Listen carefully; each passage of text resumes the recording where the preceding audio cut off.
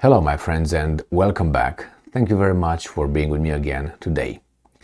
Consider a country a household, a building, and inside the building, a family, a tribe, a nation. And there's another house, there's another house, there's another house. You have to ask for permission to enter some other family's house, and someone else has to ask permission to come in your house. If someone just kicks the door in or sneaks in while you leave the door unopened, or you leave it closed but they just barged in, you have the right to take that person by the collar and kick it out, or call the police, your police, and kick it out. Kick that person out. If you don't do that, that's your fault. And there should be a clear signal that this is your property and you can't enter however, whenever you want. The same thing in a country. Unfortunately, I would say the Europeans are not securing their borders in a way of protecting their families, their citizens. As I said, this is your property. Nobody has the right to come in without being invited and allowed. So, with that being said, we are going to have a catastrophe, I think. We being the Europeans in the first place. Why? Because they're closer. They have land connection and they have, the Mediterranean Sea is not that big compared with the Atlantic Ocean, correct? Correct. So what's going on? The grain agreement between Ukraine, Turkey, United Nations and Russia collapsed. The Russians withdrew for their own reasons, and is going to be a rupture or disrupture in the transport and delivery of grain from Ukraine only. The problem is this.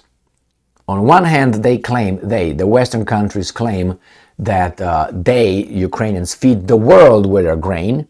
The Russians, on the other hand, said, no, it's only 2% that you actually give to the, as the Russians called it, global south.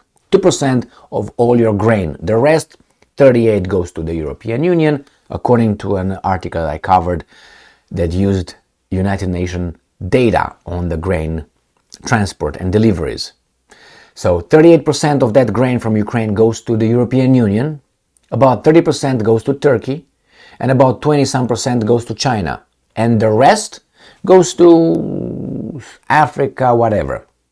So when they say, well, they're going to be starving, who's going to be starving exactly? Because in the West they say, well, the Russians are going to be starving the African continent, going to starve this and that. Well, look at the numbers. Nevertheless, I don't want anybody to be starving. Let's start with this one. The problem is we're going to have a shortage of grain going to Africa and other countries. And according to this article, which I think makes a correct point, there will be a mass migration from countries that really, or populations, people that can't really survive. They will try to move, obviously, in onto other territories to survive. And guess where are they going to move? Yes, you guessed, Europe. So if Europe doesn't have its borders secured, these migrants will just walk in. I watched a few videos, not yesterday, where I saw some boats of this kind of migrants in the Mediterranean Sea just landing on the beaches of the European Union. People on the beach, Europeans, in swimsuits, and the boat shows up and a lot of migrants entering their home, barging in. And people are like, if those guys want to strangle other people here, they could have done it. It was one-on-one. I'm just giving you an example. And those guys run and walk across the beach, going in their house, this guy's house. And they just look around. Take pictures, selfies. All right? So if that happens now, you increase the volume and you're going to have more than that. So let me show you this article here coming from Sputnik. And this is from yesterday actually, but today is July 20th. How Russia and European food producers are set to benefit from grain deal suspension. Well, I don't know if that's going to be the problem here, but it's going to be a big, they're going to benefit, but it's going to be a disaster.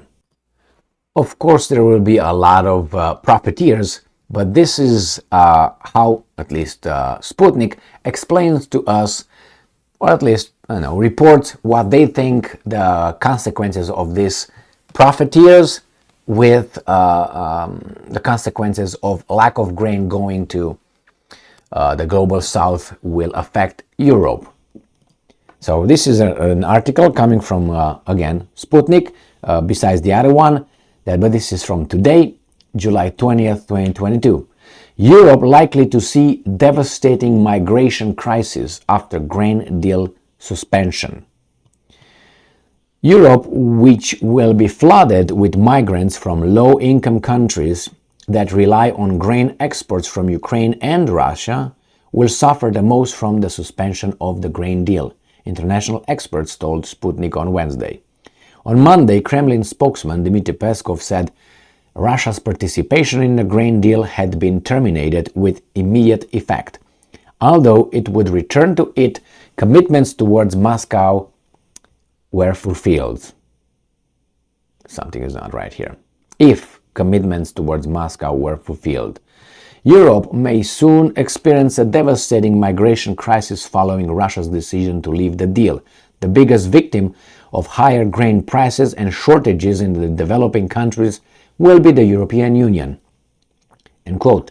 Yusuf Alabarda, a Turkish political expert and a representative of the M5 strategy journal, told Sputnik, and I'm quoting, "We know very well that Egypt, Sudan, Ethiopia, and a couple of other African countries are mainly dependent on Ukrainian and Russian grain imports. Europe will be overwhelmed by migrants fleeing hunger." End quote. And I'm quoting again here, "It is unlikely that the ruling political elites of the EU do not understand what the failure of the grain deal threatens them with, but apparently they do not care at all about the impending hunger and the further flooding of Europe with migrants." Well. So this is Eugen Schmidt of the Alternative for Germany party. This guy's going to be banned soon. In commentary for Sputnik, also predicted the dire impact of the deal's suspension for the European Union. Unfortunately, Western countries are deliberately provoking hunger in regions dependent on Ukrainian Russian grain supplies. I don't know if it's deliberate, but according to this guy, which will inevitably incite huge hungry masses to storm Europe's borders. Maybe there are some politicians wanting that. It seems like. And nothing wrong with that, right? Yeah. I wonder if other countries would. It's just. The German lawmaker added that today Europe, and especially Germany, is not independent in its foreign policy. We know that. And acts only in the interest of, and I'm quoting, external forces, which has an extremely negative effect on the state of affairs in Germany itself.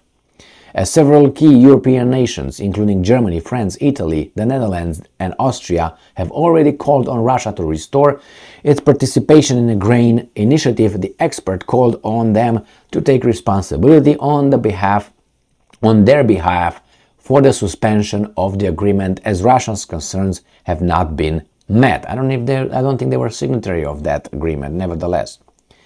So the Turkish political expert also expressed the opinion that sooner or later the European states would be forced to sit down at a negotiating table with Russia regarding its participation in the agreement, predicting that Turkish President Erdogan would play an important role in its renewal. Mr. Erdogan, from my point of view, will push Europe, will show them that the promise made to Russia should be fulfilled first and foremost by the Europeans. I don't know if the Europeans made any promises.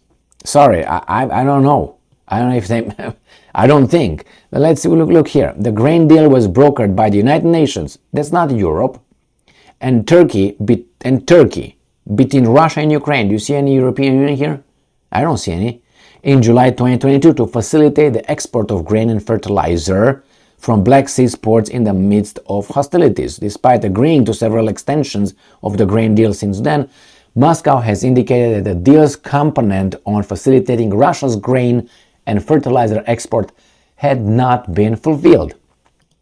Well, consequences. I think what these experts say is going to be very accurate. The problem is what? The thing is what you can control. What you can't control, don't even think about it. Think of whatever you can, what is in your power to change or to control. In this case, can you control the grain deliveries? I think you can. On the paper, the European Union could affect that. But the problem is, as that the German politician said from the political party that will be banned soon in Germany because they have too much freedom, said, well, unfortunately, the political class in Germany is led by other interests. And if those interests says no, Germany cannot do squat. I was about to say something else, you know exactly what. So anyway, the migration will happen. What can you stop? Okay, you can't stop the migration? No, because you're not going to be involved. You're not going to be allowed to get involved in that Russian-Ukraine grain, and fertilizer exports. So therefore, you can't stop that. Those guys will start moving in. What can you do? The only thing you can do, if you have political will, is to stop and, secure the borders. How are you going to secure the borders? That's very simple. And the key word here is very. Not even simple. Very. That's the key word. Put me in charge. If I have free hand legally, because legally you are supposed to protect your borders, that could happen with no problem. With no problem. Yeah, it's going to take a little bit of effort. It's true. But if there's a will, there's a way, right? And I think there's no will, there's no desire. Again, for what happens if let's say, a few tens of millions of people, this is what I expect, tens of millions, would just move in the euro. Some idiots will say, well, we're going to have cheap labor. That's how some people will say, including some businesses. But what would you do as a regular citizen? Because those future citizens of your country, they will work for less money than you would ever work. Ever work. I'm going to give you a direct example. When I came here in the United States of America, I could have worked half of the pay that my fellow Americans were working at that time. And I'm not talking about working in, that's the problem, as a PhD laureate or something. No, not like that. Work in regular jobs. That's why those guys over there, they have work as a professors. They can allow being very liberal. Why? Because they know their jobs are not threatened. But a person who, works on the roof, or is a pipe layer, or is a truck driver, or regular, or works at McDonald's, those guys that are the majority. Imagine that 20 million people show up and say, we're going to work half. So instead of you guys being paid $20 an hour, just giving you $20, all right, we work for 10. What do you think the employer would do the next second? Fire you, hire that person. Is going to train that person in no time to do your job. Yeah, and they're going to replace you, the one that you are a foreman or someone else, in time. After he gets these guys and at half price. That's a business decision, nothing personal, as I was told. Emil, it's nothing personal. What do you mean it's fucking not personal? You affect my life. You affect my family. You affect my children. It is very personal. Oh, it's not. It's just business. For you, it is business. For me, you affect my life. That is a offense right there. What do you do? Oh, it's just personal. Weasel talk, if you look at it. And I've been told that in one instance. Anyway, I was not fired, just by the way. But all the ugly decisions that person was making on his business were like this. I'm going to you up, but it's nothing personal. What are you talking about? Dragging here and say, look what you do.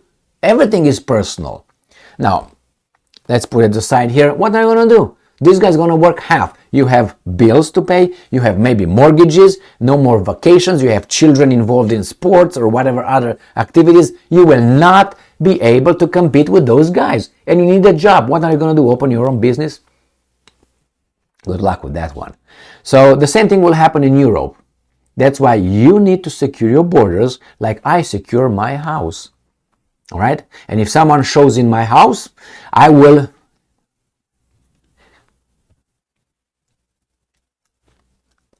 Okay, you got that? And I will definitely call the police. That's my first thing I want to do. Pocket the telephone. Just kidding. Anyway, my friends, here it is. Danger, stranger danger, still applies. And I have nothing against, the poor migrants, because they will do it as necessity. I was one of these guys that, wanted to leave my original country for certain reasons, and one of the reasons was an economic reason. Some others were of different nature, but one of them was, hey, why should I work here for this when I can go over there and work for that? Psst, really. But when I got here, I realized, wait a second, they give you more, but they also take more. The same thing, my friends. Over there, let's say the rent is $50 a month, giving you that's a lot, 50, and I came here is like $700 a month. Yeah, they give you more money, but they take more money from you. So anyway, it's better here, much better economically, that's for sure. And not only, but just saying. So get ready for opening your houses for your new families for this kind of cultural enhancement experience. And who's guilty of this? Not you, not you. Your elected officials. They are. Because they make the decisions. You vote one time and then they have 5, 4, 6 years of whatever the term is to do whatever they want. Look at Biden. Gives from his sock, billions of dollars to Ukraine. Really? That's from me. That's from me. You take from me because you say so? I thought that you're supposed to take care of me. Yes, I'm taking care of you because if I don't do that, the Russians will come at your door. So see, I'm protecting you. Shut the hell up. And for some scaredy cats, that works. Not for me though. But anyway, thank you very much for being with me again today. Stay strong, stay smart, look for the truth, and be just.